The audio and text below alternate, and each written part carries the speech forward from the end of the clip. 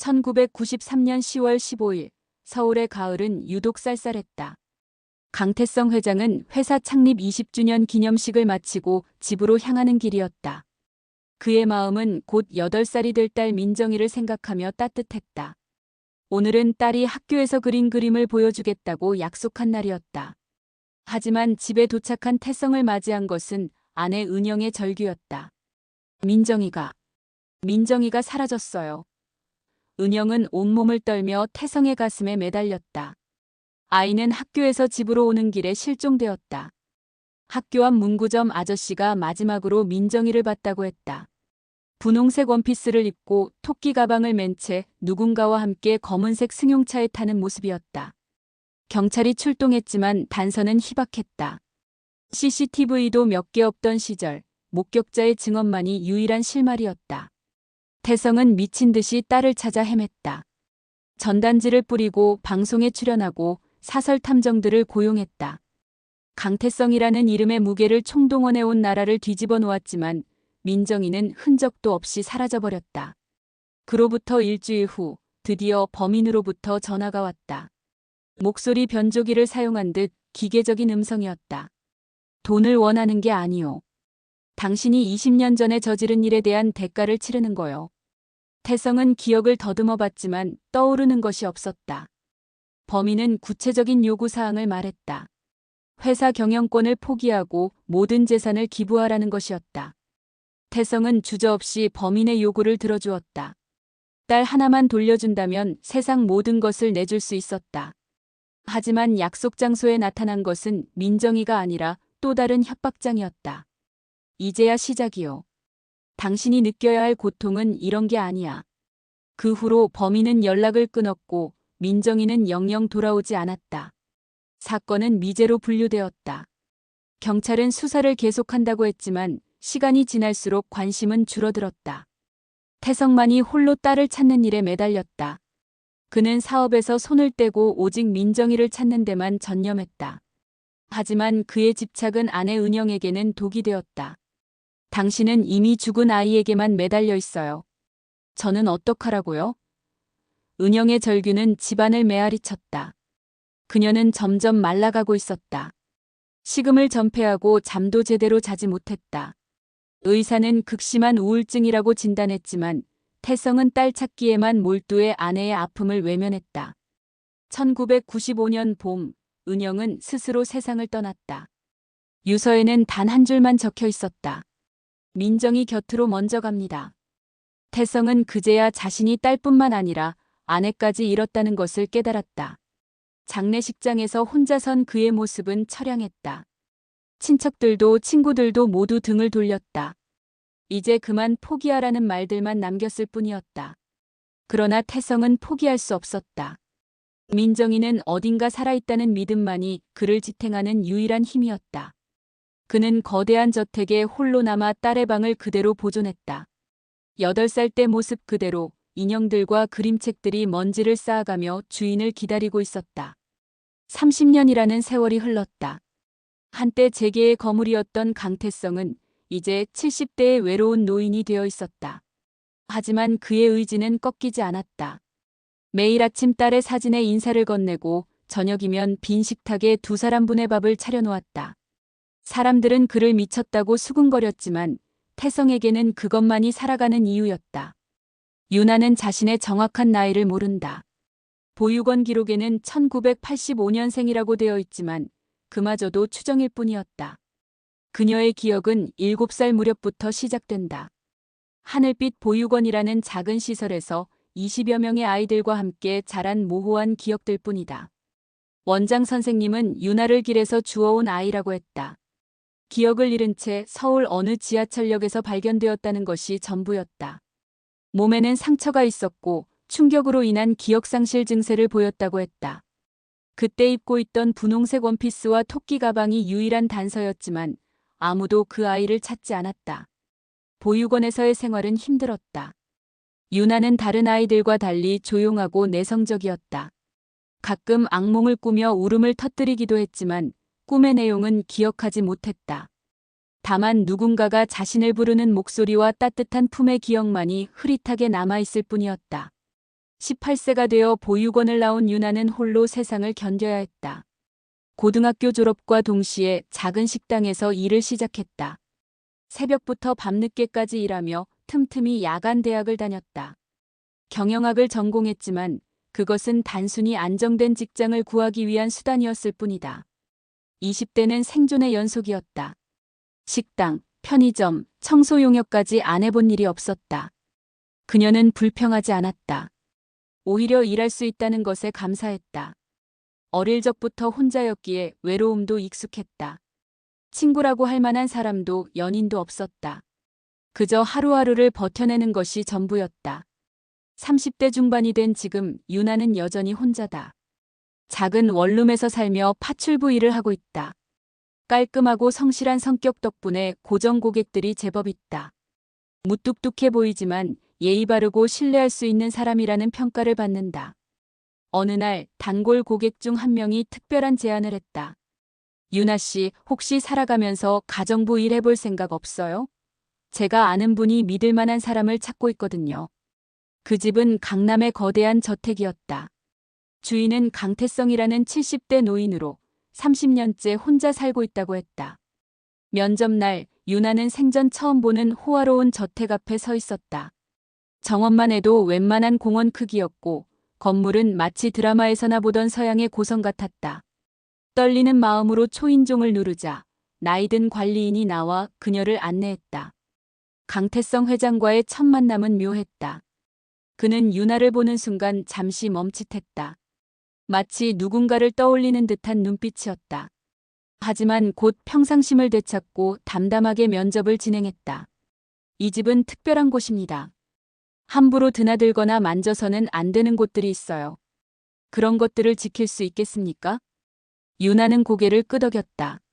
네, 주인분의 프라이버시를 존중하겠습니다. 그녀의 차분하고 진중한 대답에 태성은 만족스러워했다. 다른 질문들도 이어졌지만 대부분 형식적인 것들이었다. 태성은 이미 그녀를 고용하기로 마음먹은 것 같았다. 언제부터 시작할 수 있습니까? 태성의 질문에 유나는 잠시 망설였다. 이 거대한 집에서 혼자 사는 노인의 사연이 궁금했지만 굳이 묻지는 않았다. 누구나 남에게 말하고 싶지 않은 과거가 있다는 것을 그녀는 누구보다 잘 알고 있었다. 내일부터라도 가능합니다. 유나의 대답에 태성은 희미한 미소를 지었다. 그것은 오랜만에 보는 그의 웃음이었다. 면접이 끝나고 집을 나서는 유나의 뒷모습을 바라보며 태성은 이상한 기분에 사로잡혔다. 마치 오래전 잃어버린 무언가를 다시 찾은 듯한 느낌이었다. 그날 밤 유나는 새로운 직장에 대한 기대와 불안으로 잠들지 못했다. 그녀는 아직 모르고 있었다.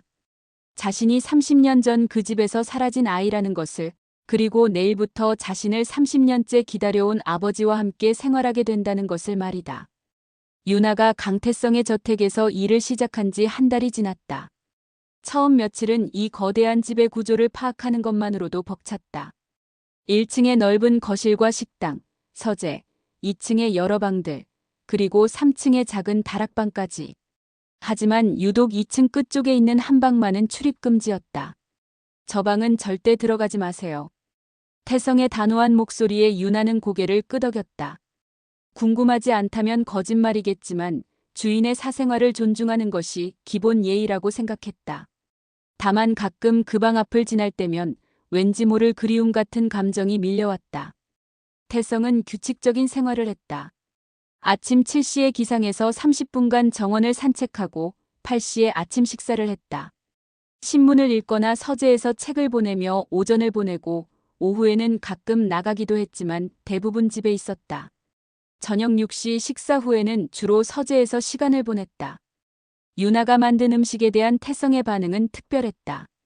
특히 미역국을 처음 끓여드렸을 때의 일이었다. 이 맛. 태성은 숟가락을 든 채 얼어붙었다. 눈에 눈물이 고이는 것 같았지만 유나는 확신할 수 없었다. 맛이 어떠신가요? 조심스럽게 물었지만 태성은 맛있다는 말만 남기고 자리를 떴다. 며칠 후 유나는 거실에서 청소를 하다가 피아노를 발견했다. 오래된 듯 보이지만 관리가 잘 되어 있어 윤이 났다. 무심코 건반에 손을 올렸을 때 자연스럽게 멜로디가 흘러나왔다. 슈베르트의 세레나데였다. 언제 배웠는지 기억나지 않지만 손가락이 저절로 움직였다. 누가 피아노를 치는 거지? 태성의 목소리에 깜짝 놀란 유나는 급하게 손을 뗐다. 죄송합니다. 그냥 청소하다가. 변명을 시작하려던 유나를 태성은 조용히 바라봤다. 계속 쳐보세요. 뜻밖의 말에 유나는 당황했지만 태성의 눈빛에는 간절함이 담겨 있었다. 유나는 다시 피아노를 연주했다. 이번에는 더 자연스럽게, 더 감정을 담아서. 태성은 소파에 앉아 그녀의 연주를 듣고 있었다. 그의 눈에서는 계속 눈물이 흘렀다. 곡이 끝나고 나서야 유나는 그것을 알아챘다. 회장님 괜찮으세요? 괜찮습니다. 옛날 생각이 나서요. 태성은 눈물을 닦으며 말했다. 자주 쳐주실 수 있나요? 유나는 고개를 끄덕였다. 그 후로 매일 저녁 유나의 피아노 연주가 저택안을 채웠다. 30년 만에 이 집에 음악이 흐르기 시작한 것이다. 시간이 지날수록 태성과 유나 사이에는 묘한 교감이 형성되었다. 유나는 태성이 무엇을 원하는지 말하지 않아도 알 수 있었고 태성 역시 유나의 작은 변화도 놓치지 않았다.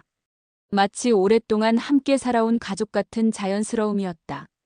어느 날 저녁 태성은 유나에게 물었다. 어릴 때 기억이 있나요? 갑작스러운 질문에 유나는 잠시 망설였다.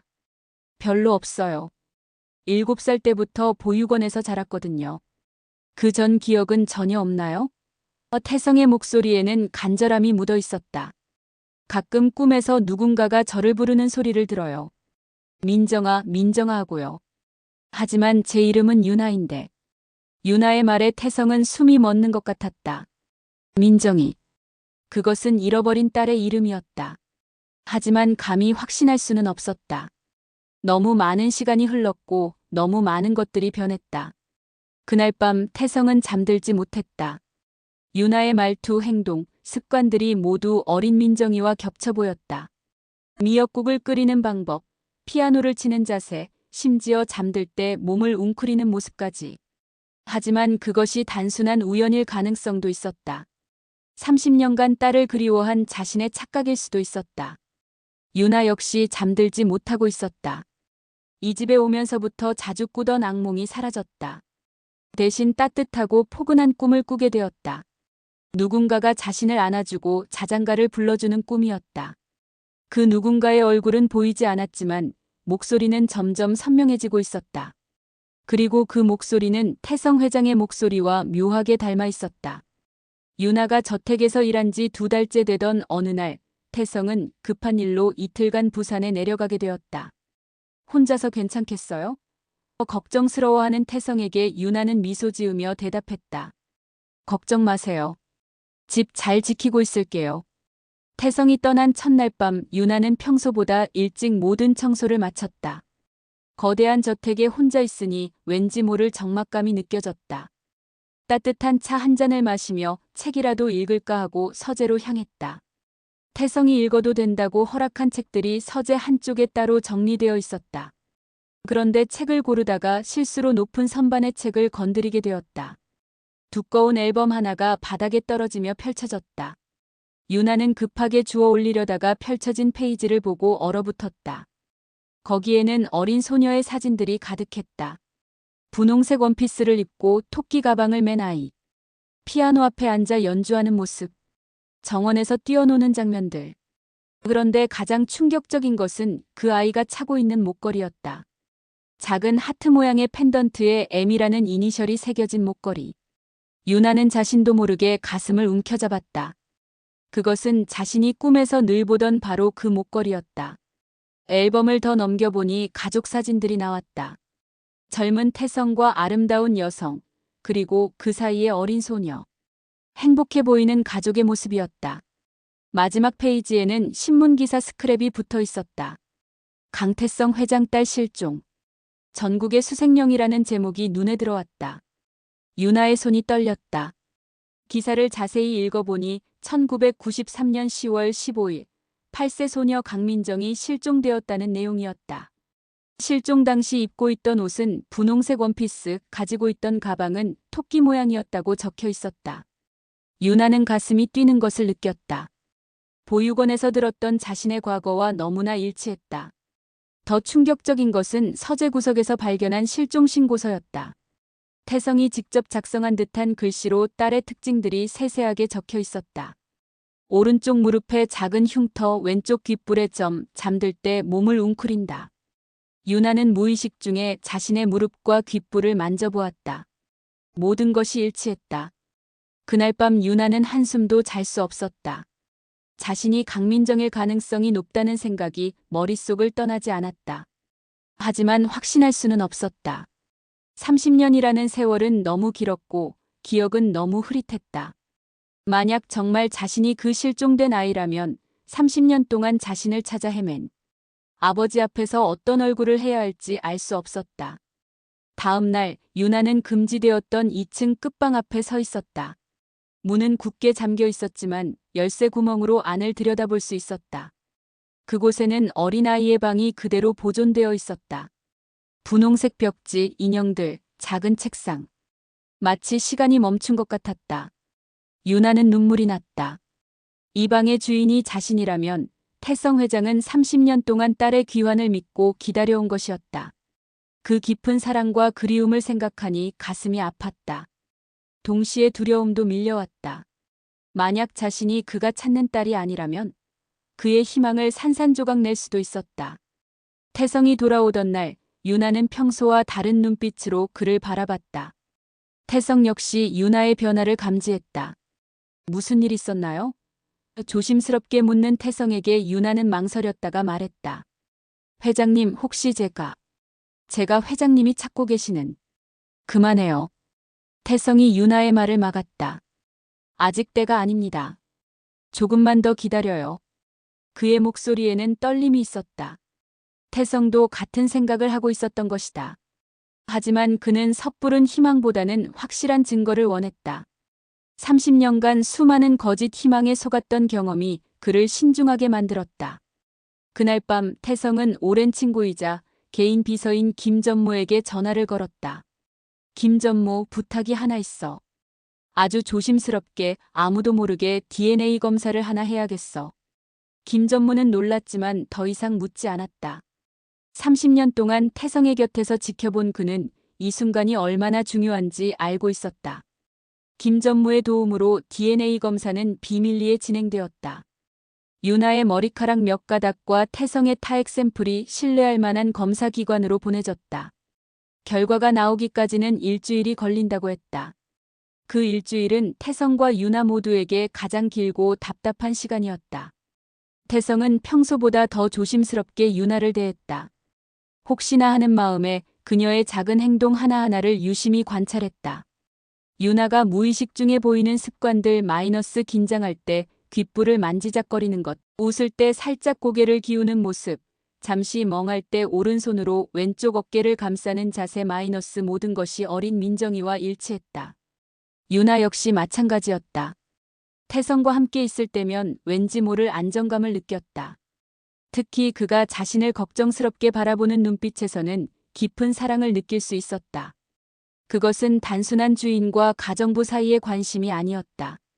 마치 가족이 가족을 보는 듯한 따뜻함이었다. 검사 결과를 기다리는 동안 두 사람은 이전보다 더 많은 시간을 함께 보냈다. 저녁 식사 후 차를 마시며 이런저런 이야기를 나누는 것이 일상이 되었다. 태성은 유나에게 자신의 젊은 시절 이야기를 들려주었고 유나는 보육원에서의 생활과 지금까지의 삶에 대해 조심스럽게 털어놓았다. 보육원에서 가장 힘들었던 건 생일이었어요. 유나가 말했다. 다른 아이들은 부모님이 찾아와서 케이크도 가져다주고 선물도 주시는데 저는 늘 혼자였거든요. 그래서 생일이 싫었어요. 태성의 눈에서 눈물이 흘렀다. 민정이의 생일은 12월 3일이었다. 그는 매년 그날이면 딸을 위한 케이크를 사서 빈 식탁에 놓고 혼자 촛불을 켜곤 했다. 언제가 생일인가요? 태성이 조심스럽게 물었다. 정확히는 모르겠어요. 보육원에서는 발견된 날인 10월 20일을 제 생일로 정해줬거든요. 유나의 대답에 태성은 가슴이 뛰었다. 민정이가 실종된 것이 10월 15일이었으니 시기가 거의 일치했다. 어느 날 저녁 태성은 유나에게 특별한 제안을 했다. 내일 함께 나들이를 가볼까요? 오랜만에 밖에서 식사라도 하고 싶어서요. 유나는 놀랐지만 흔쾌히 동의했다. 사실 태성은 유나와 함께 민정이가 어릴 때 자주 갔던 장소들을 방문해보고 싶었다. 혹시 그녀에게 어떤 기억이 되살아날지도 모른다는 기대에서였다. 다음 날 두 사람은 한강공원에 갔다. 30년 전 태성이 민정이와 함께 연을 날리던 바로 그곳이었다. 여기 처음 와보시나요? 태성의 질문에 유나는 고개를 저었다. 아니요, 왠지 낯설지 않아요. 예전에 와본 것 같은데. 그녀는 공원을 둘러보며 묘한 기분에 빠졌다. 특히 벤치 하나 앞에서 유나는 발걸음을 멈췄다. 저 벤치. 그녀가 중얼거렸다. 누군가와 함께 저기 앉아서 아이스크림을 먹었던 것 같아요. 딸기맛 아이스크림이었는데. 태성은 소름이 돋았다. 바로 그 벤치에서 민정이와 마지막으로 아이스크림을 나눠 먹었던 것이다. 그것도 민정이가 가장 좋아하던 딸기 맛이었다. 점심은 민정이가 어릴 때 좋아하던 이탈리안 레스토랑에서 먹었다. 메뉴를 보던 유나가 주저없이 크림 파스타를 주문하자 태성은 또 한 번 놀랐다. 그것은 민정이가 가장 좋아하던 메뉴였다. 어떻게 이걸 고르셨나요? 그냥 무의식적으로요. 왠지 이 맛이 그리웠어요. 식사를 마치고 돌아오는 길, 유나는 갑자기 머리가 아프다며 괴로워했다. 괜찮아요? 걱정스러워하는 태성에게 유나는 고개를 저었다. 어지러워요. 뭔가 기억나려고 하는 것 같은데. 그녀는 잠시 차 안에서 눈을 감고 쉬었다. 그동안 태성은 조마조마한 마음으로 그녀를 지켜봤다. 집에 돌아온 후 유나는 평소보다 일찍 방으로 들어갔다. 하지만 잠들지 못하고 계속 뒤척였다. 오늘 하루 동안 느꼈던 기묘한 기시감들이 머릿속을 맴돌았다. 분명 처음 가본 곳들인데 모든 것이 낯설지 않았다. 마치 어릴 적 꿈속에서 본 풍경들 같았다. 그로부터 사흘 후 드디어 DNA 검사 결과가 나왔다. 김 전무가 직접 가져온 봉투를 받아든 태성의 손은 떨리고 있었다.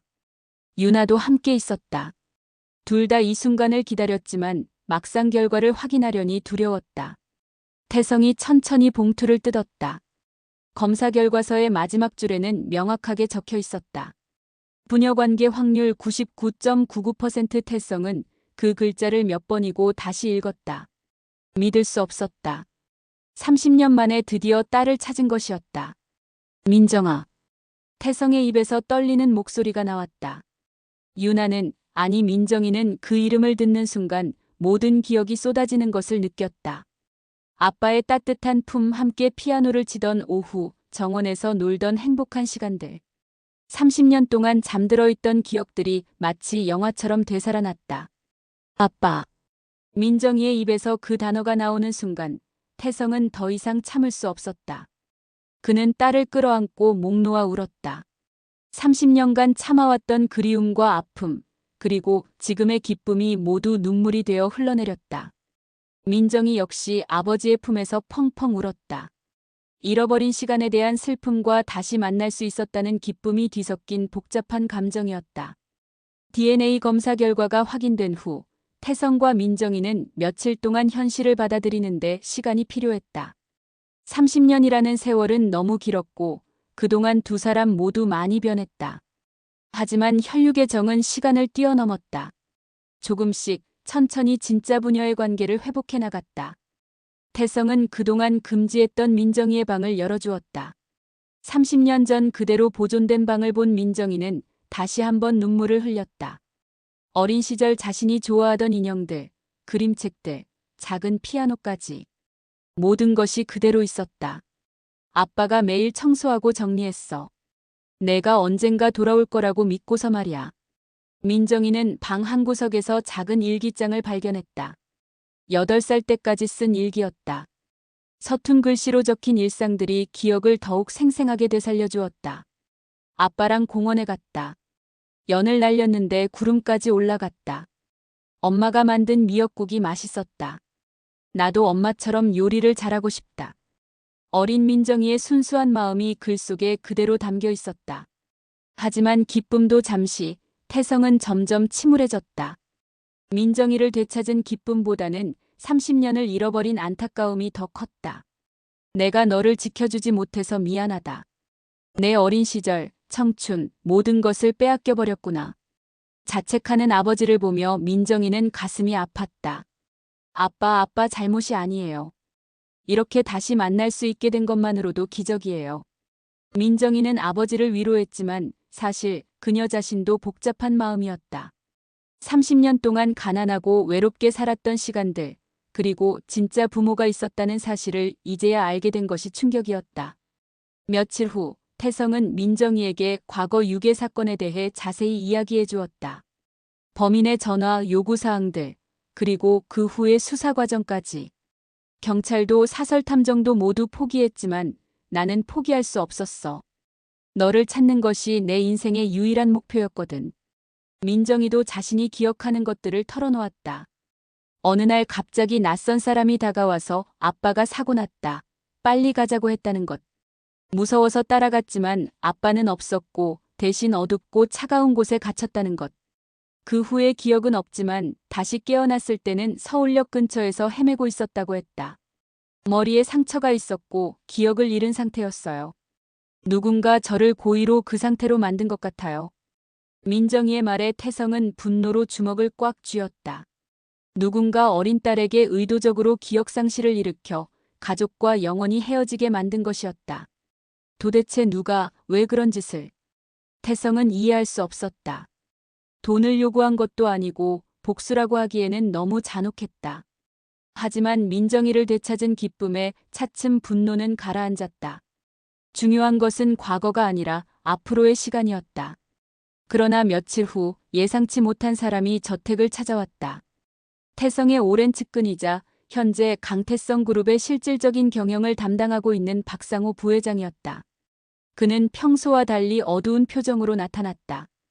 회장님, 혹시 새로 오신 가정부분에 대해 말씀드릴 게 있습니다. 박상호의 말에 태성은 경계심을 드러냈다. 무슨 말인가? 그분이 정말 따님이 맞는지 확실하신가요? 혹시 회장님의 재산을 노리는 사기꾼일 수도. 닥쳐. 태성이 화를 냈다. DNA 검사까지 했어. 민정이가 내 딸이 맞다고. 하지만 박상호는 물러서지 않았다. 그런 검사는 얼마든지 조작할 수 있습니다. 30년 만에 갑자기 나타난 상황이 너무 의심스럽지 않으세요? 민정이는 이 대화를 우연히 듣게 되었다. 박상호의 의심스러운 눈빛과 태도에서 그녀는 이상한 기운을 느꼈다. 특히 그가 30년 만에 갑자기라고 말할 때의 표정에는 뭔가 숨기는 것이 있어 보였다. 그날 밤 민정이는 아버지에게 물었다. 아빠, 박 부회장님은 언제부터 우리 회사에 계셨어요? 상호는 내가 20대 때부터 함께한 친구야. 회사 창업도 함께했고 너를 잃었을 때도 나를 많이 도와줬지. 태성의 대답에 민정이는 더욱 의심스러워졌다. 다음 날 민정이는 몰래 박상호에 대해 조사해보기로 했다. 인터넷으로 그의 이력을 찾아보던 중 한 가지 이상한 점을 발견했다. 박상호가 1993년, 즉 자신이 실종된 해에 갑자기 많은 재산을 축적했다는 기록이었다. 그 시기에 부동산과 주식 투자로 큰 수익을 올렸다고 되어 있었다. 민정이는 이 사실을 아버지에게 알렸지만 태성은 믿으려 하지 않았다. 상호가 그럴 리 없어. 그는 나와 평생을 함께한 친구야. 하지만 민정이의 의심은 점점 커져갔다. 혹시 30년 전 자신을 유괴한 범인이 가까운 곳에 있는 것은 아닐까? 그리고 며칠 후 박상호는 다시 한번 저택을 찾아왔다. 하지만 이번에는 혼자가 아니었다. 몇 명의 사내들과 함께였고 그들의 눈빛은 험악했다. 회장님, 마지막으로 한 번 더 말씀드립니다. 그 여자를 당장 이 집에서 내보내세요. 박상호의 목소리에는 더 이상 예의가 없었다. 박상호의 위협적인 태도에 태성은 경악했다. 30년을 함께해온 친구이자 동업자가 이런 모습을 보인 것은 처음이었다. 상호야, 너 지금 뭐 하는 거야? 태성의 목소리에는 배신감이 담겨 있었다.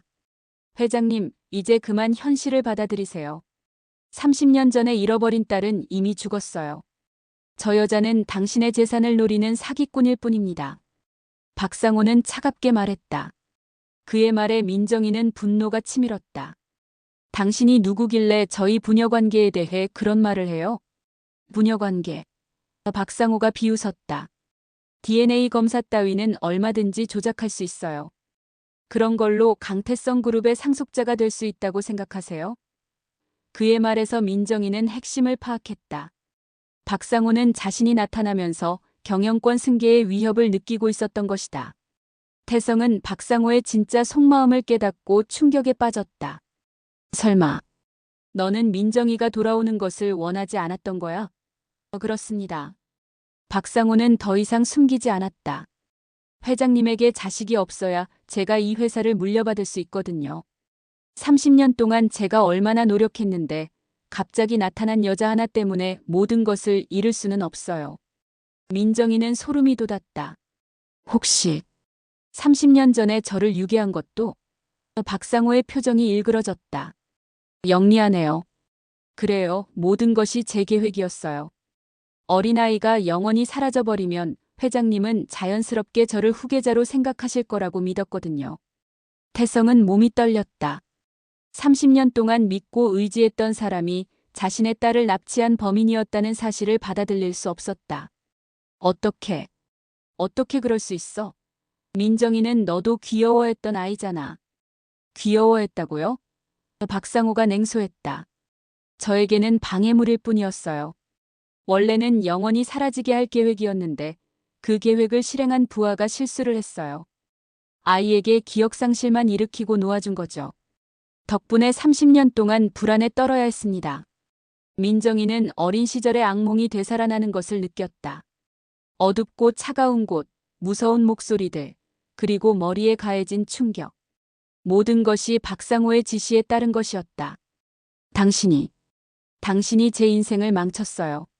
30년 동안 아빠와 떨어져 살게 만든 것도, 가난하게 살게 한 것도 모두 당신 때문이에요.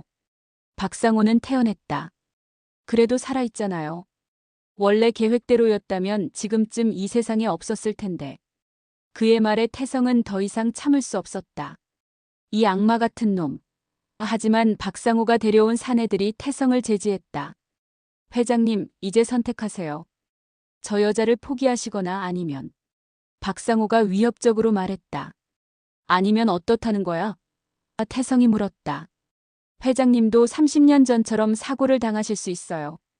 이번에는 기억상실 정도로 끝나지 않을 겁니다. 그 순간 민정이가 앞으로 나섰다. 경찰에 신고하겠어요. 당신의 범죄를 모두 폭로하겠어요. 하지만 박상호는 웃었다. 30년 전 일을 누가 믿겠어요? 증거도 없고 증인도 없는데. 그리고 지금 이 상황도 마찬가지예요. 저는 회장님을 걱정해서 온 것뿐이거든요. 태성은 절망스러웠다.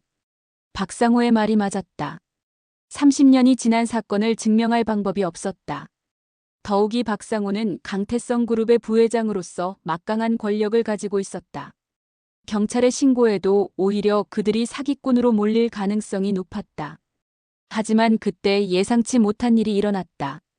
저택 입구로 경찰차들이 몰려온 것이다. 박상호는 당황했다. 뭐지? 누가 신고했어? 곧이어 나타난 것은 김전무였다. 그는 경찰들과 함께 들어오며 말했다. 회장님, 녹음했습니다. 방금 박상호가 한 모든 말들을 말이에요. 김전무는 태성의 지시로 몰래 녹음기를 준비하고 있었던 것이다. 30년 동안 태성의 곁에서 지켜본 그는 박상호를 의심하고 있었고 오늘의 대화를 모두 녹음해 두었다. 자백까지 깔끔하게 받았으니 이제 30년 전 유괴 사건의 진범을 잡을 수 있겠네요. 박상호는 체포되었다. 30년 동안 숨겨왔던 범죄가 마침내 드러난 것이다. 그는 끝까지 발악했지만 녹음된 자백과 함께 그동안 수집된 정황 증거들이 그의 범죄를 입증했다. 특히 1993년 무렵의 급작스러운 재산 증식과 여러 의심스러운 행적들이 수사선상에 올랐다. 태성과 민정이는 마침내 진짜적의 정체를 알았다.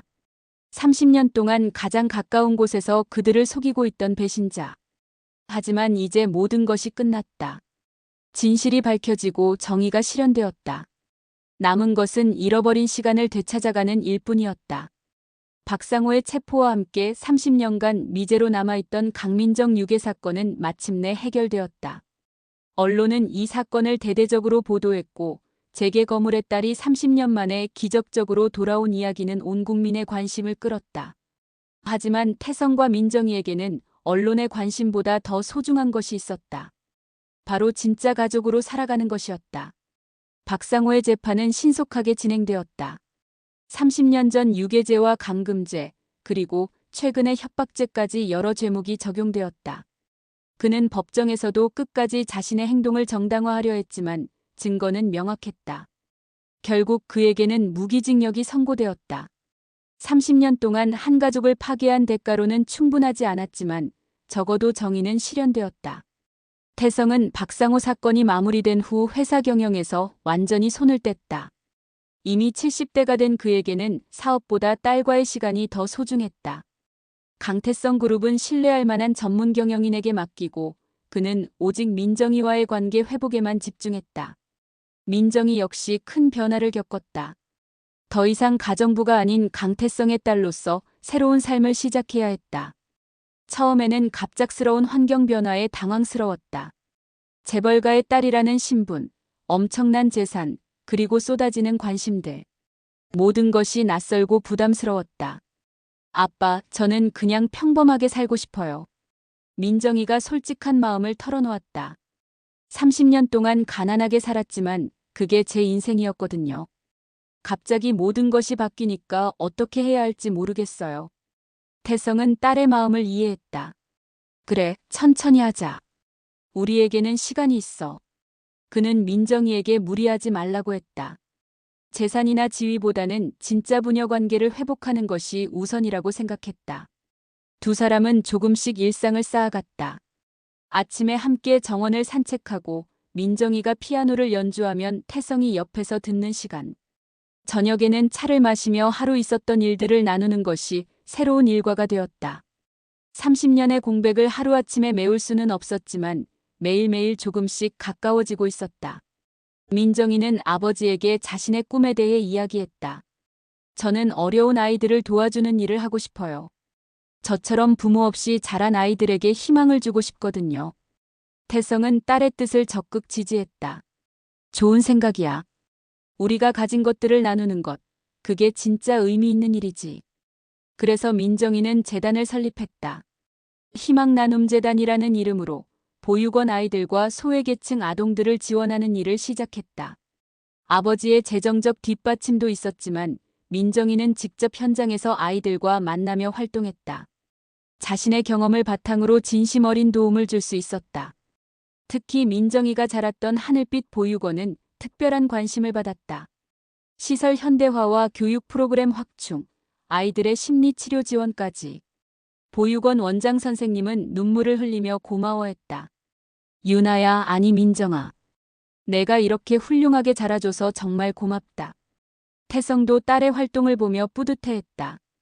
어린 시절 착하고 순수했던 민정이가 어른이 되어서도 따뜻한 마음을 잃지 않았다는 것이 자랑스러웠다. 내 엄마가 보면 정말 기뻐할 거야. 태성은 가끔 돌아가신 아내 이야기를 꺼냈다. 엄마도 사회봉사를 많이 했거든. 너는 정말 엄마를 닮았어. 민정이는 어머니에 대한 기억이 희미했지만 아버지의 이야기를 통해 조금씩 엄마의 모습을 그려갔다. 가족 앨범을 보며 어머니의 따뜻한 미소를 확인할 때마다 그녀는 왜 자신이 남을 돕는 일에 이끌리는지 이해할 수 있었다. 6개월이 지나면서 민정이는 점점 강민정으로서의 정체성을 찾아갔다. 유나라는 이름으로 살았던 30년도 소중한 인생이었지만 이제는 진짜 자신을 찾은 기분이었다. 아버지의 사랑, 따뜻한 집, 그리고 의미 있는 일. 모든 것이 제자리를 찾아가고 있었다. 어느 날 민정이는 아버지에게 특별한 제안을 했다. 아빠, 우리 여행 가지 않을래요? 제가 어릴 때 가보고 싶어 했던 곳들 말이에요. 태성은 기뻐했다. 30년 전 약속했지만 지키지 못했던 여행들이 많았다. 제주도, 부산, 경주. 민정이가 어릴 때 가고 싶어 했던 모든 곳들. 첫 번째 여행지는 제주도였다. 아버지와 딸이 함께하는 첫 번째 여행이었다. 바다를 보며 걷는 민정이의 모습을 바라보는 태성의 눈에는 행복이 가득했다. 아빠, 바다가 이렇게 예쁜 줄 몰랐어요. 그럼 우리 민정이 처음 보는 바다니까 당연히 특별하지. 여행하는 동안 두 사람은 더욱 가까워졌다. 30년의 공백이 있었지만 혈육의 정은 그 모든 것을 뛰어넘었다. 민정이는 이제 진짜로 아버지의 딸이 된 기분이었고, 태성은 마침내 완전한 아버지가 된 느낌이었다. 1년 후 민정이의 결혼식이 있었다. 상대는 재단 일을 하면서 만난 사회복지사 김준호였다. 그는 민정이의 따뜻한 마음과 순수함에 반했고, 민정이 역시 그의 진실한 모습에 마음을 열었다. 태성은 사위가 될 준호를 마음에 들어했다. 재산이나 지위보다 민정이를 진심으로 사랑하는 사람이면 충분해. 결혼식 날, 태성은 딸과 함께 버진로드를 걸었다.